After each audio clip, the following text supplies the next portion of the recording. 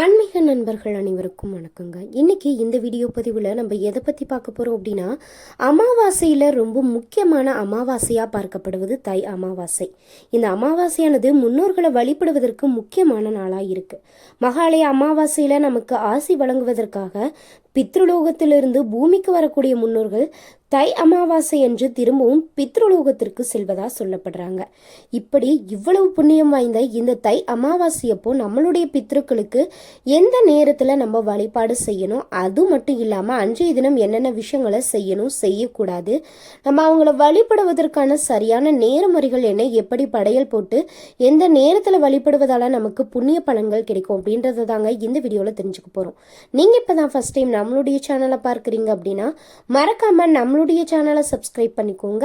கூடவே இருக்க பெல் ஐக்கானையும் மறக்காம கிளிக் பண்ணிக்கோங்க. அப்பதான் நம்ம போடக்கூடிய வீடியோ நோட்டிஃபிகேஷன் மூலமா உடனுக்குடனே உங்களை வந்து சேரும். இப்போ வாங்க நம்ம வீடியோக்குள்ள போகலாம். பொதுவாக அமாவாசை தினம் அப்படின்றது ரொம்ப முக்கியத்துவம் பெற்றதுன்னே சொல்லலாங்க.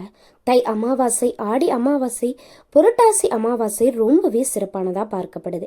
தை மாதத்துல தான் சூரிய பகவான் மகர ராசியில பிரவேசிப்பாரு. ஜோதிட ரீதியா சூரியன் பிதுர்காரகன் அப்படின்னும் சந்திரன் மாதிர்காரகன் அப்படின்னும் அழைக்கப்படுவோம்.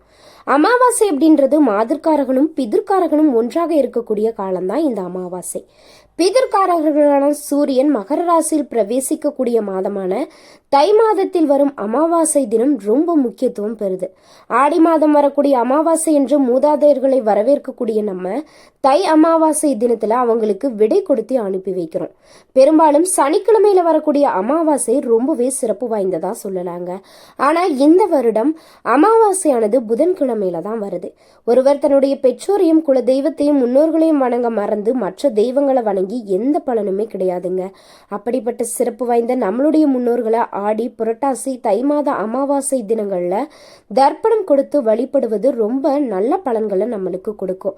அமாவாசை தினத்துல எறும்பு, பசு, காகம், நாய், பூனை இப்படி அந்தணர்களுக்கு உணவளித்து உபசரித்து அவர்களுடைய பசியை போக்கினா கடவுளோட ஆசையோடு முன்னோர்களின் ஆசையும் பூரணமா நம்மளுக்கு வந்து கிடைக்குங்க.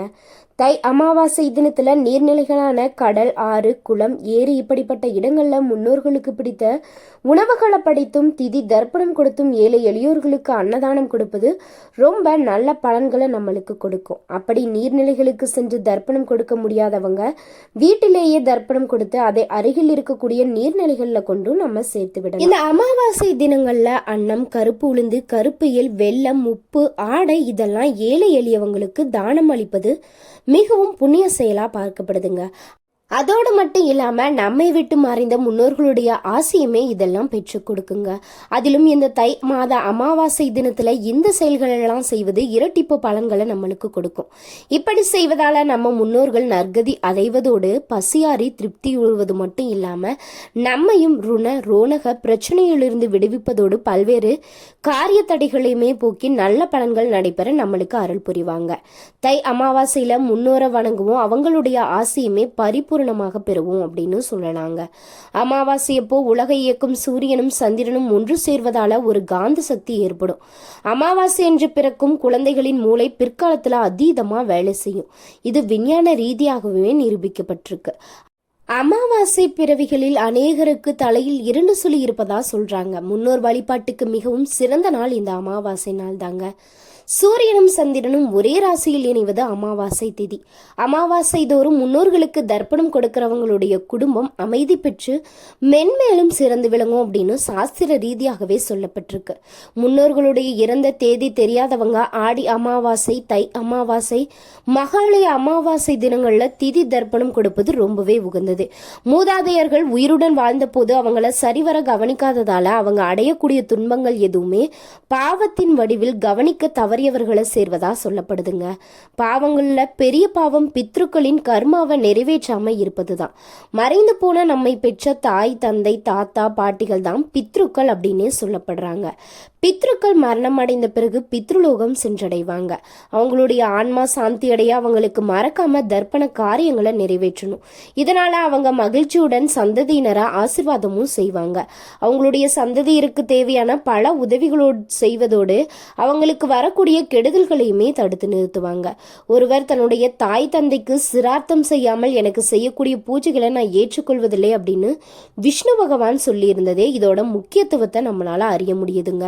இந்த தை அமாவாசையப்போ நம்ம என்னென்ன விஷயங்களை கட்டாயம் செய்யணும் அப்படின்னா, முன்னோர்களை நினைத்து தர்ப்பணம் கொடுக்கணும். அதன் பிறகு வீட்டிற்கு வந்து முன்னோர்களின் படத்தை வடக்கு இல்லைன்னா கிழக்கு திசையில வைத்து அதற்கு சந்தனம் குங்குமம் வைத்து துளசி மாலை போடணும்.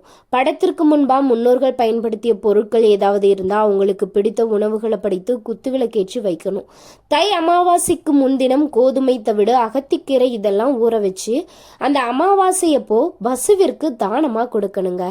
எந்த விஷயங்களெல்லாம் நம்ம மறக்காம செய்ய வேண்டியது, ஆனா மறந்துமே சில விஷயங்களெல்லாம் செய்யக்கூடாது அப்படின்னு சொல்லியிருக்காங்க.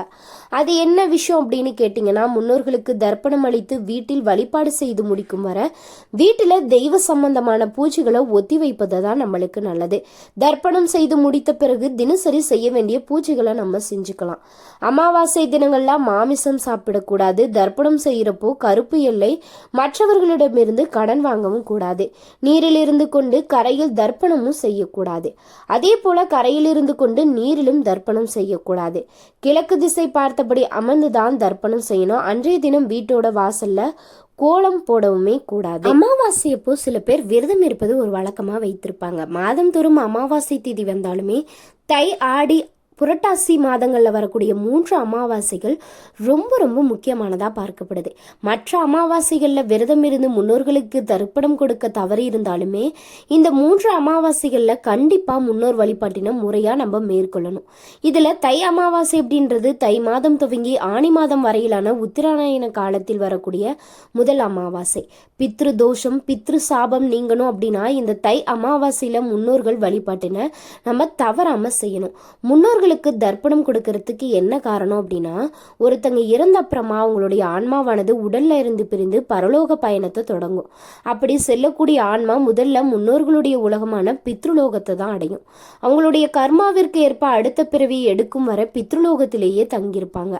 இதற்கு இடையில பித்ருலோகத்தில் இருக்கிறப்போ ஆன்மாக்களுக்கு பசி தாகம் ஏற்படும். ஆனா உடல் இல்லாத நிலையில இருப்பதால அவங்களால எதையுமே சாப்பிட முடியாது. இதனால தங்களுக்கு தேவையான உணவுகளை பெறுவதற்காக அவங்க முந்தைய வாழ்விடமான பூமிக்கு வருவாங்க. இங்கு அவங்களுடைய சந்ததிகள் முறையா மந்திரங்கள் உச்சரித்து சடங்குகளை செய்வது, எள்ளும் தண்ணீரும் இறைப்பதன் மூலம் முன்னோர்களுக்கு தேவையான உணவும் தண்ணீரும் கிடைத்து அவங்களுடைய பசி நீங்கி திருப்தி அடைகிறாங்க. இதனால மனம் மகிழ்ந்து தங்களுடைய சந்ததிகளை அந்த ஆத்மாக்கள் வாழ்த்து செல்லுது அப்படின்னு சொல்லப்படுறாங்க. தை அமாவாசையில மொத்தம் 3 விதங்கள்ல முன்னோர் வழிபாடு மேற்கொள்ளப்படுது. தர்ப்பணம், திலாஹோமம், பிண்ட தர்ப்பணம் அப்படின்னு நம்ம செய்வோம். இதெல்லாம் இருந்த போது செய்யப்படும் சிரார்த்த காரியங்களை போல் மிகவும் புனிதமானதா பார்க்கப்படும்.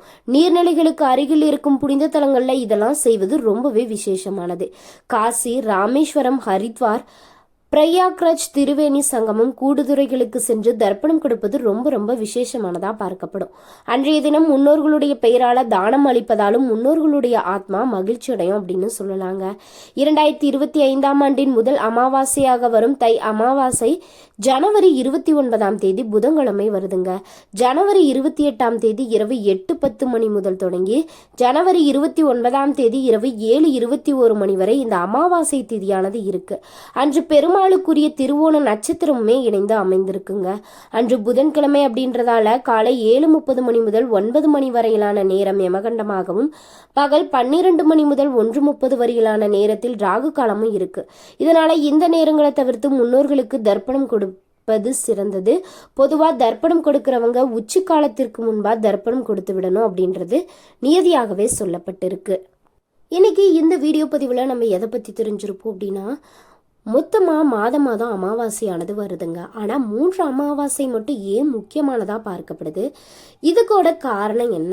இது மட்டும் இல்லாமல் நம்ம மற்ற அமாவாசைகள்லாம் நம்மளுடைய முன்னோர்களை வழிபட்டாலும் படலனாலும் இந்த தை அமாவாசையப்போ கட்டாயம் நம்ம முன்னோர்களை வழிபடுவதற்கான காரணம் என்ன? அது மட்டும் இல்லாமல் முன்னோர்களை வழிபட இந்த தை மாத அமாவாசையப்போ என்னென்ன நேரங்களை நம்ம பயன்படுத்திக்கலாம், அன்று என்னென்ன தானம் செய்வதால் நமக்கு இரட்டிப்பு பலன்கள் கிடைக்கும், நம்மளுடைய காரிய தடைகள் அனைத்தும் விலகும் அப்படின்றத பற்றியும், அது மட்டும் இல்லாமல் என்னென்ன விஷயங்களை செய்யணும் செய்யக்கூடாது அப்படின்றது தான் இந்த வீடியோவில் முழுமையாக தெரிஞ்சிருப்போம். இந்த வீடியோவானது உங்களுக்கு ரொம்பவே யூஸ்ஃபுல்லாக இருந்திருக்கும் அப்படின்னு நம்புகிறேன். வீடியோ பிடிச்சிருந்தா லைக் பண்ணுங்கள், ஷேர் பண்ணுங்கள், கமெண்ட் பண்ணுங்கள். உங்களுக்கு சிவபெருமான பிடிக்கும் அப்படின்னா இந்த வீடியோக்கு ஒரு லைக் பண்ணிவிட்டு மறக்காமல் கமெண்ட் பாக்ஸில் ஓம் நம சிவாய அப்படின்னு கமெண்ட் பண்ணுங்கள். சிவபெருமான நினைக்கக்கூடிய ஒவ்வொரு நொடியுமே நம்மளுக்கு நல்லது தாங்க நடக்கும். அடுத்த வீடியோ பதிவில் சந்திக்கிறோம். நன்றி நண்பர்களே.